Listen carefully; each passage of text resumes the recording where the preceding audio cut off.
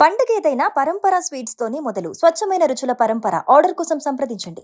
Darling of Davos మరోసారి AP CM Chandrababu Naidu Davos పర్యటనకి ready అవుతున్నారు. వచ్చే జనవరిలో ఆల్రెడీ గవర్నమెంట్ ఫామ్ అయిన తర్వాత పోయిన జనవరిలో దావోస్ టూర్కి వెళ్ళారు చంద్రబాబు నాయుడు, నారా లోకేష్ వెళ్ళారు. అనేక ఒప్పందాలు కూర్చుకున్నారు. వాటికి సంబంధించినటువంటి సారాంశాన్ని అనౌన్స్ చేయలేదు, కానీ ఫైనల్గా అన్ని ప్రాజెక్టులని ల్యాండ్ చేసుకున్నామని చెబుతూ వచ్చారు. లాస్ట్ విశాఖ సమ్మిట్ కావచ్చు, ఈ మధ్యకాలంలో జరిగినటువంటి 1.5 yearలో జరిగినటువంటి ఒప్పందాలు కావచ్చు, మొత్తంగా చూస్తే 13 లక్షల కోట్ల రూపాయల ఇన్వెస్ట్మెంట్స్ని ఆంధ్రప్రదేశ్కి తీసుకొచ్చా. ఇప్పుడు మ్యాగ్నెట్ ఆఫ్ ఇన్వెస్టర్స్ అని చెప్పని ఆంధ్రప్రదేశ్ని ప్రొజెక్ట్ చేస్తున్నారు. ఈ నేపథ్యంలోనే మళ్ళీ జనవరిలో జరగబోతున్నటువంటి దావోస్ సమ్మిట్కి చంద్రబాబు నాయుడు తన టూర్ రెడీ చేసుకున్నారు, తన టీంని కూడా రెడీ చేసుకున్నారు. దావోస్ టూర్కి చంద్రబాబు నాయుడుతో పాటు ఇతర ముఖ్యులు కూడా వెళ్తున్నారు. నారా లోకేష్, మంత్రులు నారా లోకేష్, టీజీ భరత్ వెళ్తున్నారు. వారితో పాటు అధికారుల బృందం కూడా వెళ్తుంది. దానికి సంబంధించినటువంటి జియో వచ్చింది. ఈ నెల అంటే జనవరి 19 నుంచి 23వ తేదీ వరకు దావోస్ టూర్లో ఉంటారు. అంటే ఇందులో ట్రావెల్ టైంను కూడా ఎక్స్క్లూడ్ చేయాలని చెప్తున్నారు. ఇదో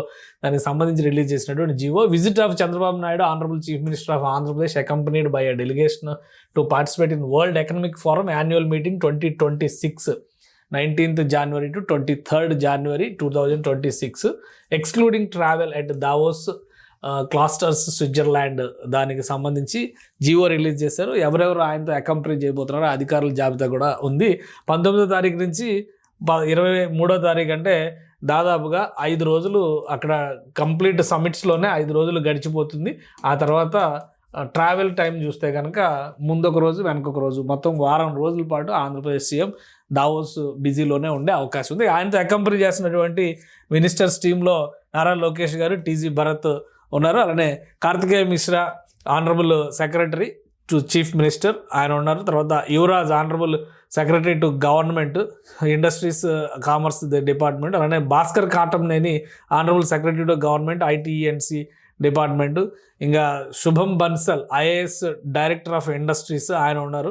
సో ఇక Tangirala Datta Yashwant, chief security officer, honourable chief minister. తర్వాత paramedic to HCM, honourable CM గారికి పారామెడికల్ టీంకి సంబంధించినటువంటి మరొకరు కూడా ప్రయాణం చేస్తారు. మొత్తం 8 మందితో ప్లస్ సీఎం గారితో కలిపి 9 మంది, ఇంకా సపోర్టింగ్ టీం కూడా ఉండొచ్చు. వీళ్ళందరికీ కలిపి క్లియరెన్స్ ఇచ్చారు. 19వ తేదీ నుంచి వీళ్ళు వెళ్తారు. దీనికి సంబంధించినటువంటి టీఏ, డిఏ ఇదంతా కూడా ప్రొసీజరల్గా చేసేటువంటిది.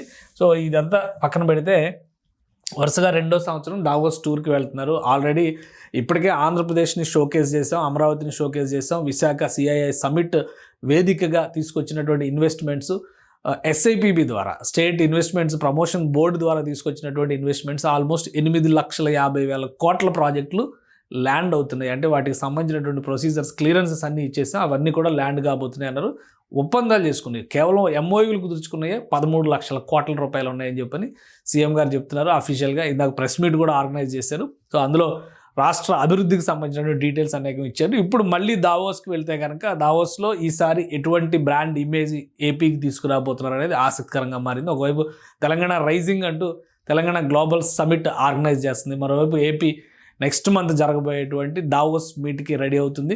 సో ఈసారి కూడా తెలుగు రాష్ట్రం, ఎందుకంటే last time AP, Maharashtra, Telangana అలానే కర్ణాటకకు చెందినటువంటి ప్రతినిధులు, ఇతర రాష్ట్రాల మంత్రులు కూడా, మధ్యప్రదేశ్ నుంచి కూడా మంత్రులు పాల్గొన్నారు. ముఖ్యమంత్రుల స్థాయిలో వెళ్ళిన వాళ్ళు మాత్రం ఆంధ్రప్రదేశ్, తెలంగాణ, కర్ణాటక ఈ 3 రాష్ట్రాలకు చెందినటువంటి ముఖ్యమంత్రులు వెళ్ళారు.